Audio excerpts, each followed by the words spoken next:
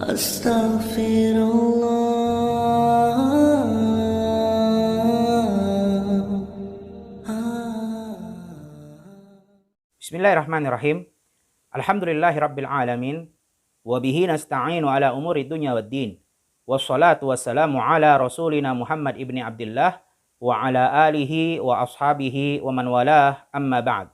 Alhamdulillah, selalu kita memuja dan memuji Allah Subhanahu wa taala atas segala nikmat-nikmat dan karunia yang sangat banyak yang telah Allah berikan kepada kita.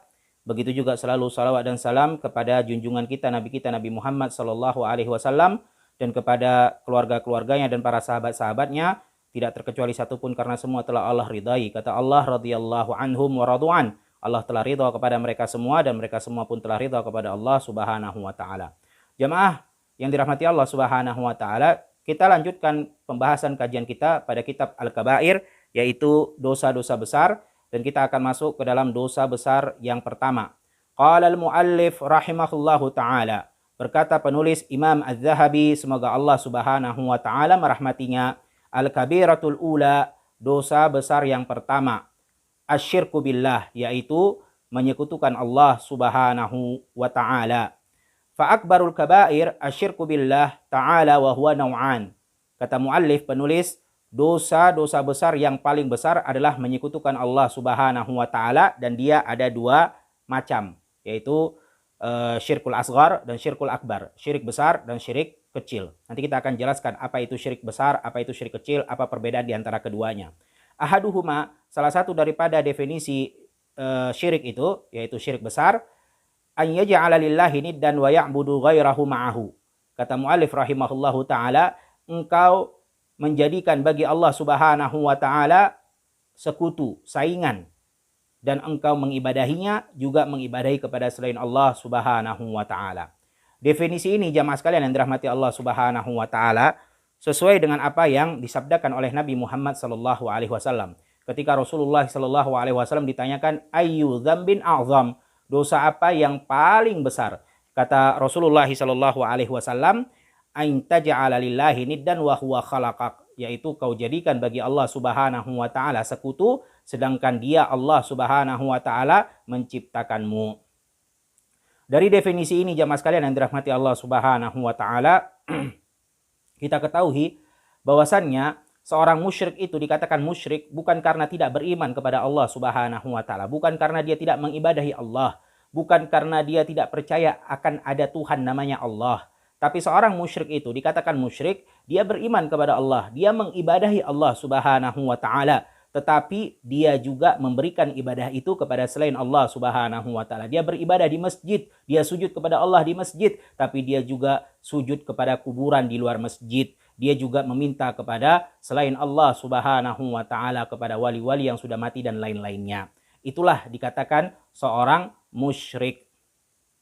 Jadi seorang musyrik itu bukan tidak beriman kepada Allah, bukan tidak beribadah kepada Allah. Kalau tidak beriman kepada Allah, tidak percaya akan ada Tuhan namanya Allah, itu bukan seorang musyrik namanya, tapi seorang ateis, ya, seorang kafir yang dia tidak beriman kepada Allah Subhanahu wa taala. Seperti apa mengibadahi Allah, juga mengibadahi kepada selain Allah Subhanahu wa taala? Kata muallif penulis, yaitu seperti min hajarin au syajarin au qamarin au nabiyyin au syaikhin au najmin au malakin au ghairi dzalik.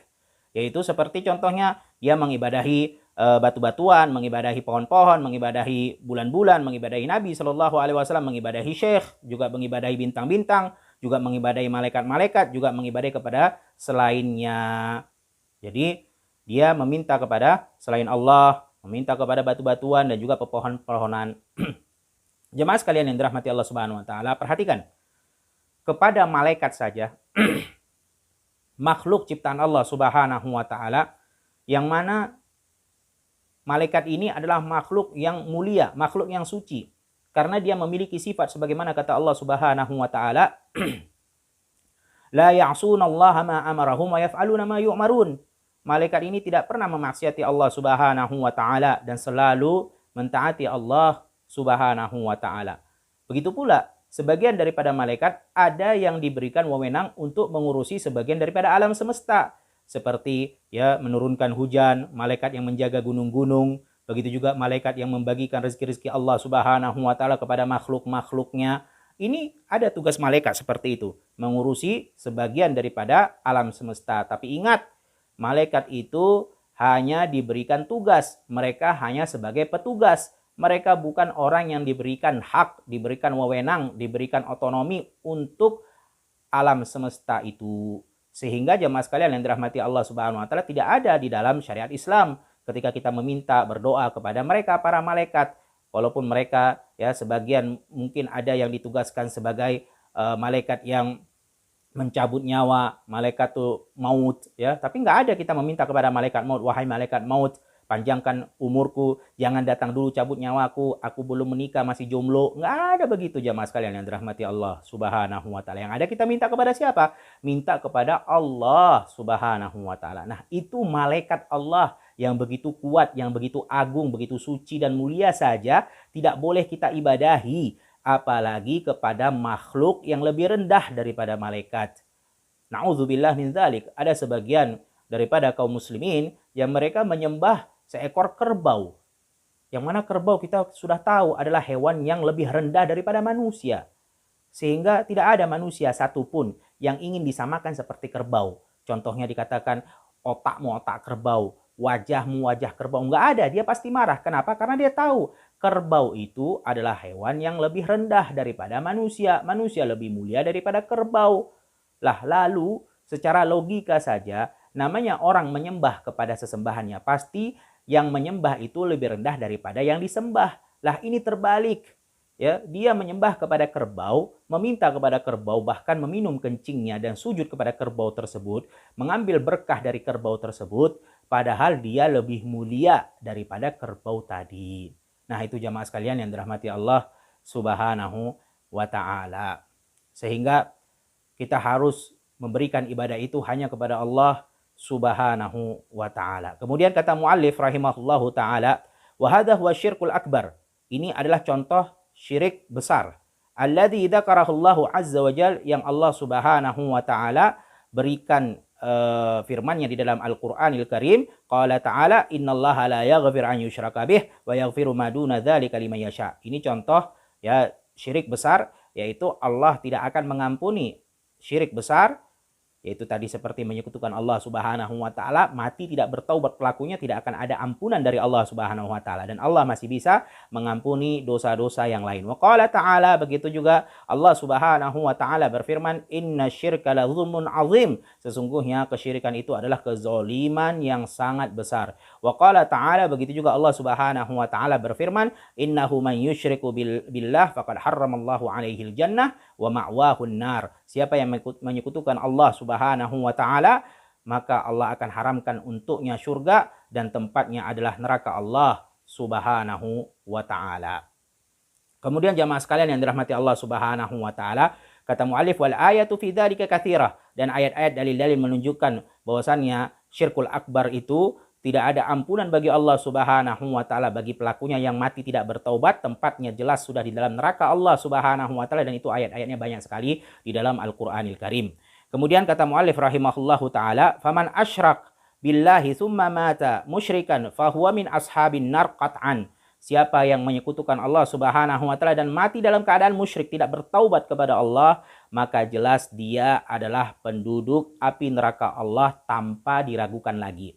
Kama anna man amana billahi wa mata mu'minan fahuwa min ashabil jannah wa in uzziba binnar. Begitu juga kata muallif penulis rahimahullahu taala, siapa yang beriman kepada Allah dan dia mati dalam keadaan beriman, maka dia adalah penduduk surga Allah Subhanahu wa taala, walaupun terkadang mungkin diazab terlebih dahulu karena dosa-dosanya ya dibersihkan oleh Allah Subhanahu wa taala dari dosa-dosanya. Bisa jadi diazab terlebih dahulu, kemudian dimasukkan ke dalam surga. Bisa jadi langsung Allah Subhanahu wa taala masukkan ke dalam surganya. Sebagaimana akidah Ahlus Sunnah wal Jamaah meyakini bahwasannya pelaku dosa besar, selain daripada dosa besar yang mengkufurkan pelakunya seperti syirik, maka apabila dia mati tidak bertaubat, Ahlus Sunnah wal Jamaah meyakini bahwasannya dia adalah tahta masyiatullah, di bawah kehendak Allah Subhanahu wa taala. Wa insya'a ghufiralah wa insya'a udzibah. Kalau Allah mau, Allah ampuni, langsung masukkan ke dalam surga. Kalau Allah mau, Allah masukkan dia ke dalam neraka dulu, dia dibersihkan daripada dosa-dosanya, dan kemudian pada akhirnya juga Allah Subhanahu wa taala masukkan dia ke dalam surga Allah Subhanahu wa taala. Begitu juga kata muallif rahimahullahu taala, bersabda Rasulullah sallallahu alaihi wasallam, "Ala unabbiukum bi akbaril kabair?" Maukah kalian aku beritahu kepada dosa yang sangat besar? Ya, salah satu daripada dosa-dosa yang sangat besar. Maka kata para sahabat, "Bala ya Rasulullah." Ya wahai Rasulullah sallallahu alaihi wasallam. Maka salah satunya disebutkan oleh Rasulullah sallallahu alaihi wasallam, al-isyraku billah, yaitu menyekutukan Allah Subhanahu wa taala. Begitu juga Rasulullah sallallahu alaihi wasallam bersabda, "Ijtanibu sab'a mubiqat." Ya, jauhilah 7 yang menghancurkan. Di sini salah satunya disebutkan fadzakara minha asyirku billah, dan Rasulullah Shallallahu alaihi wasallam setelah mengatakan hati-hati terhadap 7 yang menghancurkan, membinasakan, salah satunya adalah syirku billah, menyekutukan Allah Subhanahu wa taala. Begitu juga kata Rasulullah Shallallahu alaihi wasallam, "Man baddala dinahu faqtuluh." Dan ini adalah hadis riwayat Imam Bukhari dan diriwayatkan oleh imam-imam yang lain, yang mana hadis ini sering sekali ditolak oleh orang-orang liberal. Apa kata Rasulullah? Siapa yang mengganti agamanya, yaitu murtad, dia keluar dari agama Islam, faqtuluh, maka bunuhlah dia. Ini artinya apa? Berarti dia telah keluar dari agama Allah Subhanahu wa taala. Jamaah sekalian yang dirahmati Allah Subhanahu wa taala, sebagaimana yang dijelaskan oleh penulis di awal tadi, bahwasannya syirik itu ada 2 macam, yaitu syirik kecil dan syirik besar. Ketahuilah jamaah sekalian yang dirahmati Allah Subhanahu wa taala, para ulama membagi syirik itu menjadi syirik kecil, begitu juga syirik besar. Itu bukan menunjukkan bahwasannya syirik kecil itu dosa kecil, tidak. Itu kedua-duanya adalah dosa yang sangat besar, baik itu syirik kecil maupun syirik besar. Tetapi dibedakan di antara 2 syirik ini untuk menunjukkan 3 hal. Yang pertama, perbedaan antara syirik besar dengan syirik kecil. Syirik besar itu dapat menghapuskan seluruh amal-amal ibadah. Berbeda dengan syirik kecil. Syirik kecil hanya menghapuskan ibadah yang dicampuri dengan syirik kecil pada waktu itu saja. Dalilnya mana? Syirik besar itu dapat menghapus seluruh amal ibadah. Kata Allah Subhanahu wa taala, "La in asyrakta la yahbatanna 'amaluk." Kalau engkau menyekutukan Allah, melakukan perbuatan syirik, maka seluruh amal ibadah semuanya terhapus. Pahala-pahalamu daripada yang kau kerjakan, ya, dari awal sampai akhir semuanya terhapus dengan perbuatan syirik tadi. Ini perbedaan yang pertama antara syirik besar dengan syirik kecil. Kemudian perbedaan yang kedua juga adalah bahwasannya pelaku syirik besar itu kalau mati tidak bertaubat, maka tidak ada ampunan dari Allah Subhanahu wa taala. Sedangkan pelaku syirik kecil, apabila dia mati dalam keadaan tidak bertaubat, masih ada kemungkinan untuk Allah Subhanahu wa taala ampuni. Dalilnya mana? Syirik besar itu apabila mati pelakunya tidak bertaubat, tidak ada ampunan dari Allah Subhanahu wa taala. Kata Allah Subhanahu wa taala, "Innallaha la yaghfiru an yushraka bih wa yaghfiru ma duna dzalika liman yasha." Allah itu masih bisa mengampuni dosa-dosa selain daripada dosa syirik, dosa berzina, dosa membunuh, dosa merampok, dan lain-lainnya. Tapi Allah tidak bisa mengampuni dosa syirik bagi pelakunya yang mati tidak bertaubat dalam keadaan musyrik. Ini perbedaan yang kedua. Ya, sedangkan dosa selain daripada syirik masih bisa Allah Subhanahu wa taala ampuni. Kemudian jamaah sekalian yang dirahmati Allah Subhanahu wa taala, perbedaan yang ketiga, pelaku syirkul akbar itu telah keluar dari agama Allah Subhanahu wa taala. Sedangkan pelaku syirkul asghar, syirik yang kecil, itu tidak mengeluarkan pelakunya dari agama Allah Subhanahu wa taala. Jadi dibedakannya antara syirik besar dan syirik kecil bukan menunjukkan bahwasannya syirik kecil itu dosanya kecil, syirik besar itu dosanya besar, tidak, tetapi untuk membedakan 3 hal yang kita sebutkan di awal tadi.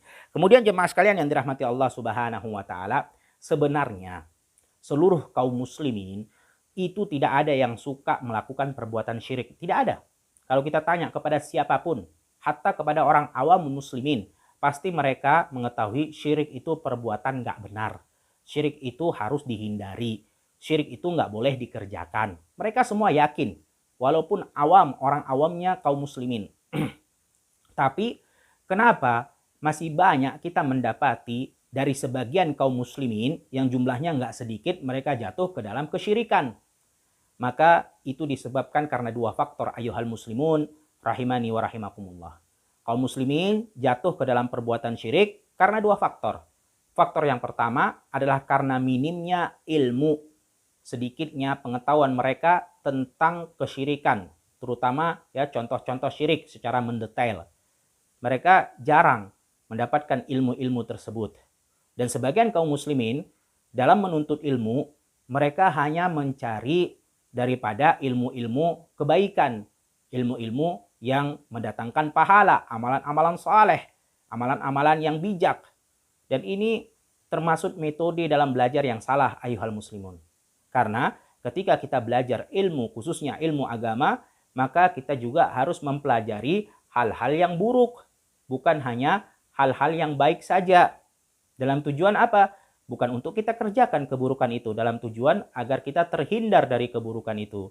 Makanya salah seorang sahabat Nabi Shallallahu Alaihi Wasallam, Hudzaifah ibnul Yaman, kata beliau, kanan nas ya'tunan Nabi Shallallahu Alaihi Wasallam yas'alunahu anil khair. Dulu manusia semua di zaman Rasulullah itu datang ke Rasulullah nanya hal-hal yang baik, nanya tentang amalan-amalan soleh, tentang kebajikan-kebajikan, ini mendapatkan pahala atau tidak, ini pahalanya sebesar apa. Itu yang mereka tanya kepada Rasulullah Shallallahu Alaihi Wasallam. Maka kata Hudzaifah ibnul Yaman radhiyallahu anhu, aku bertanya kepada Rasulullah Shallallahu Alaihi Wasallam tentang hal-hal yang buruk, ya, makhafa an yudrikani. Tujuannya apa? Bukan untuk dia kerjakan, tapi agar aku tidak jatuh ke dalamnya. Sehingga ketika kita belajar ilmu, khususnya ilmu agama, maka pelajari juga tentang ilmu-ilmu yang di situ dijelaskan bahayanya kesyirikan, contoh-contoh kesyirikan, tidak bolehnya melakukan hal-hal bid'ah dan lain-lainnya daripada yang di situ terdapat kemurkaan Allah Subhanahu wa taala. Begitu juga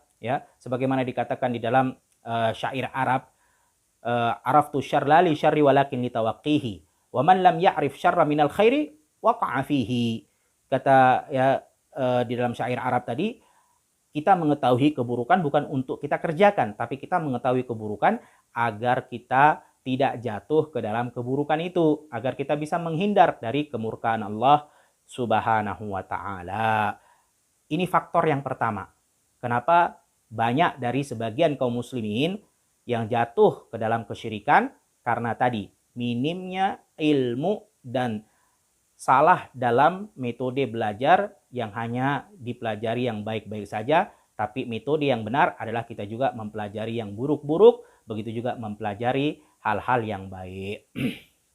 Jadi jamaah sekalian yang dirahmati Allah Subhanahu wa taala, kita nggak perlu fobia, kita nggak perlu gatal telinga ketika mendengarkan perkara syirik, mendengarkan perkara neraka, mendengarkan perkara bid'ah, ya. Ada orang sebagian begitu. Ketika dijelaskan tentang bahayanya neraka Allah Subhanahu wa taala, bahayanya syirik, hati-hati terhadap bid'ah, langsung ya telinganya panas, pantatnya gatal dan dia tidak betah untuk duduk di majelis ilmu tersebut. Jangan jamaah sekalian yang dirahmati Allah Subhanahu wa taala. Tapi ya termasuk daripada metode pembelajaran dalam agama Islam menjelaskan tentang basyiran wa nadhiran, tentang kabar gembira, begitu juga tentang ya yang harus diperingati, yaitu neraka dan surga Allah Subhanahu wa ta'ala. Kemudian faktor yang kedua, kenapa sebagian daripada kaum muslimin masih jatuh ke dalam perbuatan syirik? Ya, faktor yang kedua adalah karena budaya, tradisi, dan warisan nenek moyang. Nah, ini alasannya. Kalau dikatakan mereka paham, mereka ngerti akan ilmu bahayanya syirik, mereka ngerti, mereka belajar. Bahkan sebagian adalah yang disebut dengan seorang da'i atau ya kiai dan seterusnya. Tapi kenapa masih jatuh ke dalam kesyirikan? Karena tadi mereka lebih mementingkan budaya dengan alasan tradisi, dengan alasan warisan nenek moyang. Ini nggak mungkin ditinggal, ini sudah ratusan tahun dikerjakan, kau belum lahir ini sudah ada, kau salah-salahkan orang terdahulu, padahal orang terdahulu lebih paham daripada engkau. Nah itulah alasannya. Kalau dikatakan paham, didatangkan 1000 dalil Al-Quran dan hadis, mereka ngerti semua akan dalil-dalil itu. Tapi mereka tidak mau tinggalkan tradisi warisan nenek moyang. Inilah alasan yang sama yang diberikan juga oleh orang-orang musyrikin Quraisy di zamannya Rasulullah Sallallahu Alaihi Wasallam. Ketika Rasulullah Sallallahu Alaihi Wasallam memerintahkan mereka untuk kembali kepada agama Allah, meninggalkan budaya tradisi yang menyelisihi agama Allah Subhanahu Wa Taala, apa jawaban mereka? Mereka mengatakan, qalu wajadna alaihi aba'ana ala ummah wa inna ala atharihim muhtadun. Kami sudah menjumpai nenek-nenek moyang kami, orang-orang terdahulu melakukan hal seperti ini, dan kami akan mendapatkan petunjuk dari mengikuti mereka. Jadi mereka lebih mementingkan mengikuti nenek moyang, tradisi, budaya dibandingkan Al-Quran, firman Allah Subhanahu Wa Taala dan sabda Nabi Muhammad Sallallahu Alaihi Wasallam. Kemudian jamaah sekalian yang dirahmati Allah Subhanahu Wa Taala, kita masuk kepada contoh-contoh perbuatan syirik besar. Kemudian kita akan jelaskan juga contoh-contoh perbuatan syirik kecil. Ayuhal muslimun, rahimani wa rahimakumullah. Contoh pertama daripada perbuatan syirik besar, yang paling besar di antara syirik-syirik besar yang ada adalah kita berdoa kepada selain Allah Subhanahu wa Ta'ala. Ini adalah syirik besar yang paling besar di antara syirik-syirik besar yang ada. Ini syirik besar yang paling top dah. Ketika kita memberikan doa kita, harapan dan kita meminta kepada selain Allah Subhanahu wa Ta'ala. Dalilnya mana? Firman Allah Subhanahu wa Ta'ala, "Wa man adallu mimman yad'u min dunillah." Tidak ada, kata Allah, yang lebih sesat dibandingkan mereka yang berdoa kepada selain Allah Subhanahu wa Ta'ala. Dan doa ini jamaah sekalian yang dirahmati Allah Subhanahu wa Ta'ala adalah inti daripada keseluruhan ibadah yang kita kerjakan untuk Allah. Intinya adalah doa. Makanya kata Rasulullah Sallallahu Alaihi Wasallam, ad-du'a huwal ibadah. Doa itu adalah ibadah. Begitu juga di dalam hadis yang diperselisihkan sebagian ulama, tetapi maknanya sahih, yaitu ad-du'a mukhul ibadah. Doa itu adalah intisari daripada ibadah. Ya, jadi jamaah sekalian yang dirahmati Allah Subhanahu Wa Taala, sehingga ketika intisari ibadah itu diberikan kepada selain Allah, maka akan menjadi lebih besar dibandingkan dosa-dosa besar atau syirik besar yang lainnya.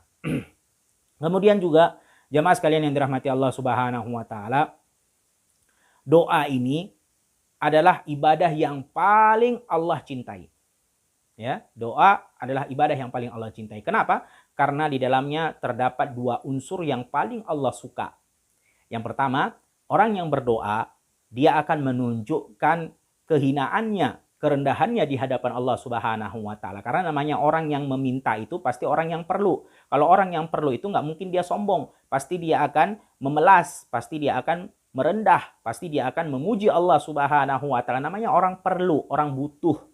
Ya, itu unsur yang pertama. Kenapa doa paling Allah cintai daripada ibadah-ibadah yang lain? Bahkan doa itu sudah disebutkan adalah inti daripada ibadah keseluruhannya. Kemudian unsur yang kedua, bahwasannya orang yang berdoa itu menunjukkan ketergantungannya kepada Allah Subhanahu wa Ta'ala. Dan Allah sangat senang kepada hamba-hambanya yang bergantung kepada Allah Subhanahu wa Ta'ala. Karena salah satu daripada nama dan sifat Allah adalah As-Samad, tempat bergantung.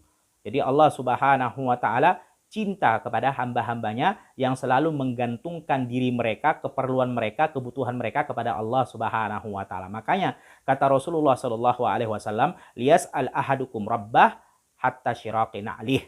Sehendaknya semua hamba meminta kepada Allah Subhanahu wa Ta'ala, walaupun itu urusan sepele apa, yaitu berupa sendal cepitnya yang putus. Urusan sepele, urusan kecil. Tapi kalau bisa minta kepada Allah Subhanahu wa Ta'ala, maka minta kepada Allah. Kenapa? Karena saking sukanya Allah, saking cintanya Allah kepada hamba-hambanya yang selalu meminta dan menggantungkan dirinya, kebutuhannya, keperluannya kepada Allah Subhanahu wa Ta'ala. Makanya kata Rasulullah Sallallahu Alaihi Wasallam, "Man lam yas'alillah yaghdab alaih." Siapa yang tidak minta kepada Allah, Allah murka kepadanya.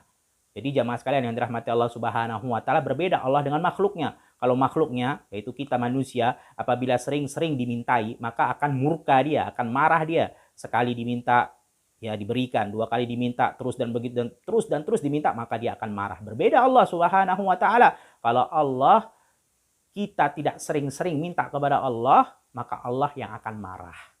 Nah, itu adalah Allah Subhanahu wa taala. Sehingga doa tadi adalah inti daripada ibadah, juga termasuk daripada ibadah yang paling Allah cintai, sehingga apabila diberikan kepada selain Allah, maka murka Allah Subhanahu wa taala akan lebih besar dibandingkan ya perbuatan-perbuatan lainnya.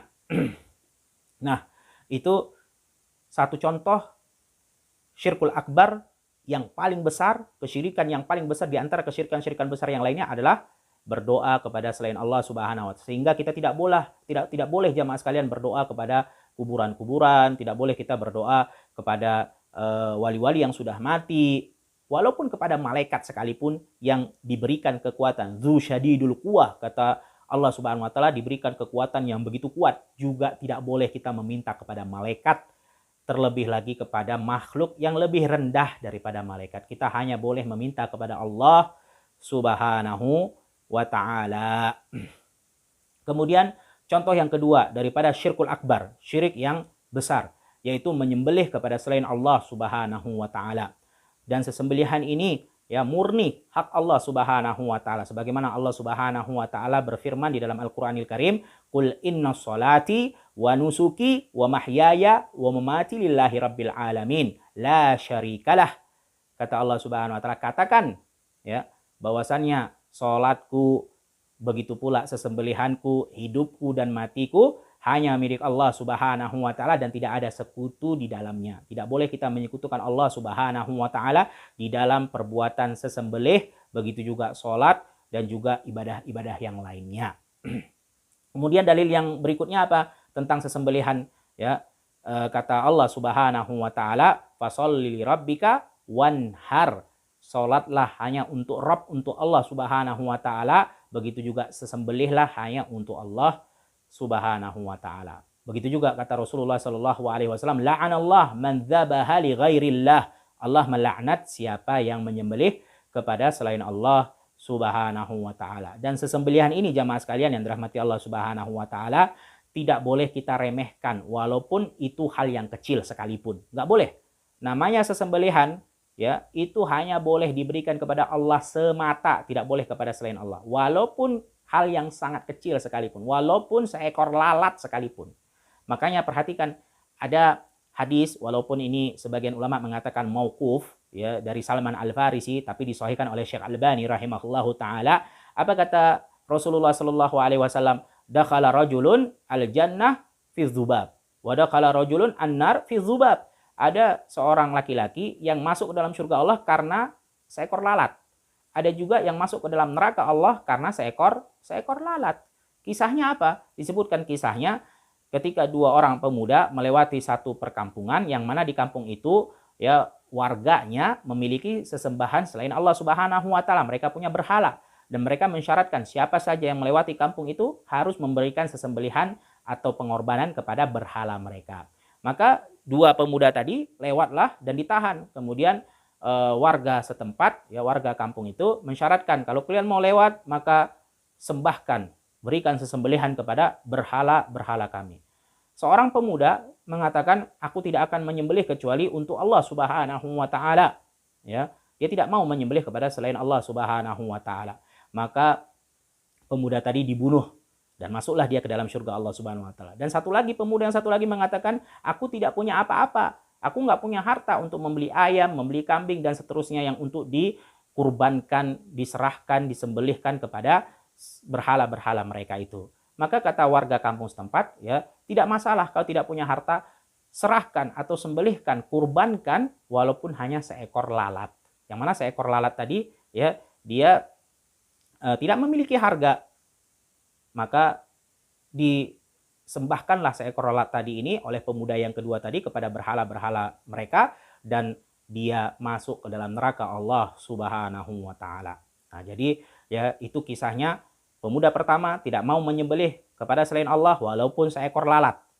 Maka dia dibunuh dan dia masuk ke dalam surga Allah. Sedangkan pemuda yang kedua, dia meremehkan, menganggapkan itu hal yang sepele karena cuma seekor lalat. sehingga tidak masalah disembelih, diserahkan, dikurbankan kepada selain Allah Subhanahu wa taala, maka dia masuk ke dalam neraka Allah Subhanahu wa taala. Ini contoh yang kedua daripada contoh syirik yang besar, yaitu menyembelih kepada selain Allah Subhanahu wa taala.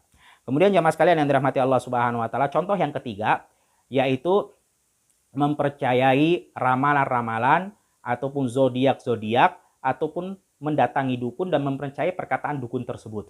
Nah, ini contoh yang ketiga, ya, adalah perbuatan syirik besar. Kata Rasulullah Shallallahu alaihi wasallam, "Man atakahinan au arrafan." Siapa yang mendatangi dukun atau orang tidak normal, bukan paranormal, ya. Karena kalau orang normal pasti mintanya kepada Allah Subhanahu wa taala, mintanya kepada zat yang maha kuat, yaitu Allah Subhanahu wa taala. Siapa yang mendatangi dukun, mendatangi para tidak normal, ya, fasaddaqahu bima yaqul faqad kafara bima unzila ala Muhammad. Sungguh dia telah kufur terhadap apa yang Allah turunkan kepada Rasulullah, yaitu Al-Qur'anil Karim. Nah, ini jamaah sekalian yang dirahmati Allah Subhanahu wa taala, contoh yang ketiga daripada contoh syirkul akbar. Kemudian contoh yang keempat adalah melakukan perbuatan sihir atau meminta sihir. Kata Rasulullah Shallallahu alaihi wasallam, "Laisa minna man tasahhara au suhhiralah." Bukan bagian daripada kami, yaitu bukan daripada agama Islam, siapa yang melakukan perbuatan sihir atau meminta sihir. Ini contoh yang keempat daripada syirkul akbar. Kemudian begitu juga contoh yang kelima daripada syirkul akbar adalah meminta perlindungan kepada jin. Nah, ini jemaah sekalian yang dirahmati Allah Subhanahu wa taala, Allah telah jelaskan dalam surat Al-Jin. Ya, kata Allah Subhanahu wa taala, "Kana rijalun minal ins ya'udzuna birijalin minal jin fazaduhum rahaqa."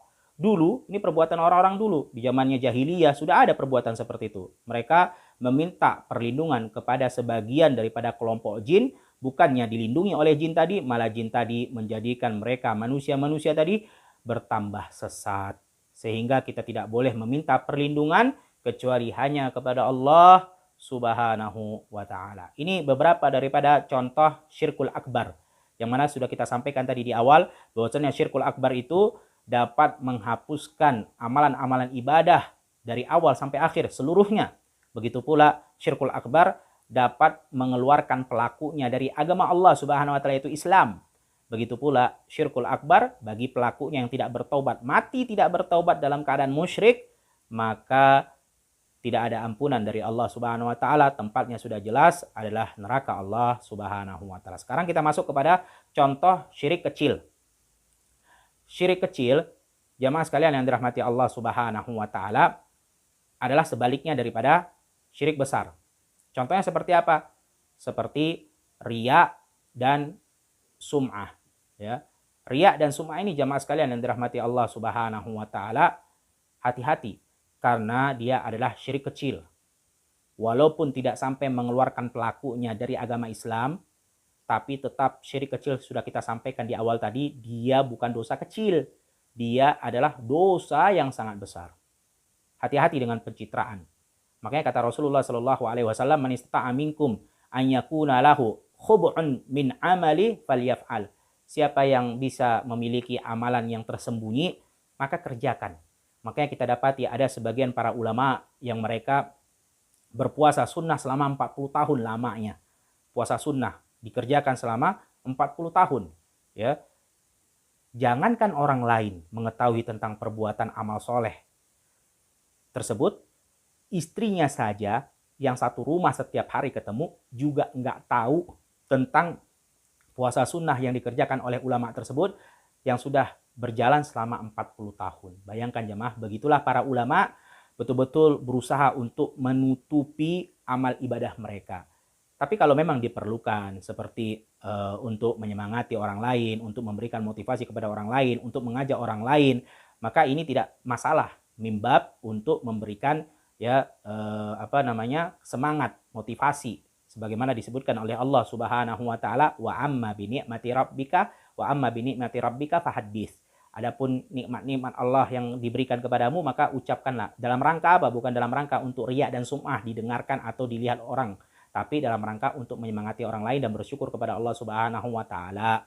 Tapi kalau bisa memang tidak ada hajah di situ untuk kita tampakkan, kalau bisa kita tutup ya serapat-rapatnya.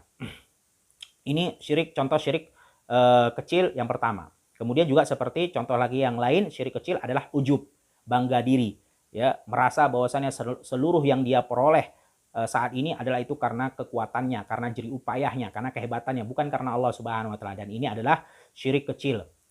Walaupun syirik kecil, tapi kita sudah sampaikan dosanya sangat besar karena termasuk daripada dosa besar. Dan ini konsekuensi daripada yang kita ucapkan setiap kita sholat, ya, iyyaka na'budu wa iyyaka nasta'in. Hanya kepada Allah kita menyembah dan hanya kepada Allah kita meminta pertolongan dan bantuan.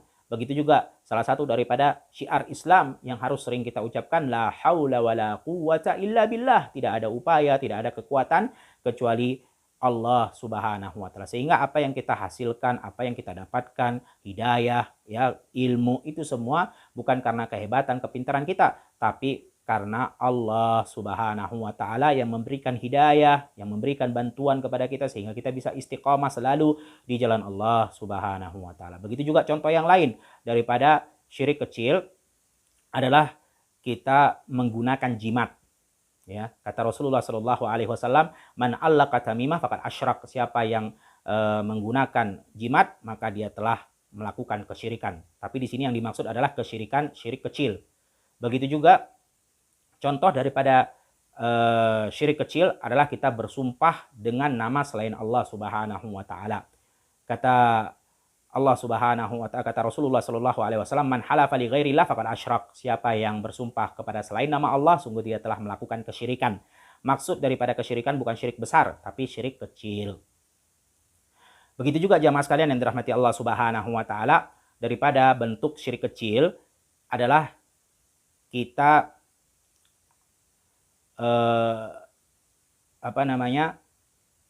tatayur, ya, kita menjadikan sesuatu itu dengan tatayur atau pamali, kata orang-orang. Yaitu kita ketika melihat satu kejadian seperti contohnya ada tai burung yang jatuh kepada diri kita, oh ini berarti hari sial. Atau mengambil angka-angka sial yang di situ tidak ada petunjuknya dari Allah dan Rasulullah, seperti angka 13 contohnya. Banyak orang-orang mengambil angka sial angka 13. Oh ini sekarang tanggal 13. Oh ini nomornya nomor 13. Maka ini adalah nomor sial. Hati-hati, kita akan tertimpa musibah. Ini bukan waktu yang baik. Sehingga terkadang banyak kita lihat di hotel-hotel atau di bangunan-bangunan itu jarang diletakkan tingkat 13, jarang. Padahal walaupun itu tingkatnya urutan 13, tapi mereka tidak melakukan hal itu. Kadang dibuat 12A atau 12B atau langsung lompat ke nomor 14 contohnya, ya. Nah, maka ini tatayur seperti ini, kata Rasulullah Shallallahu alaihi wasallam, at-tiyarah minasyirk. Tiarah itu atau pamali tadi mengambil hari-hari sial, ya, atau menentukan ini hal yang baik atau hal yang buruk tanpa ada di situ petunjuk Allah dan Rasulnya adalah perbuatan syirik. Tapi yang dimaksud adalah syirik kecil, bukan syirik besar.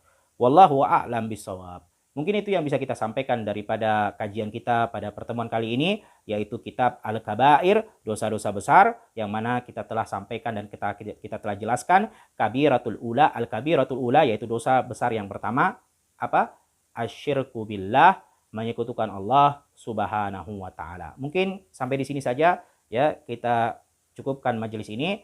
Subhanakallahumma wa bihamdika asyhadu an la ilaha illa anta astaghfiruka wa atubu ilaik. Assalamualaikum warahmatullahi wabarakatuh.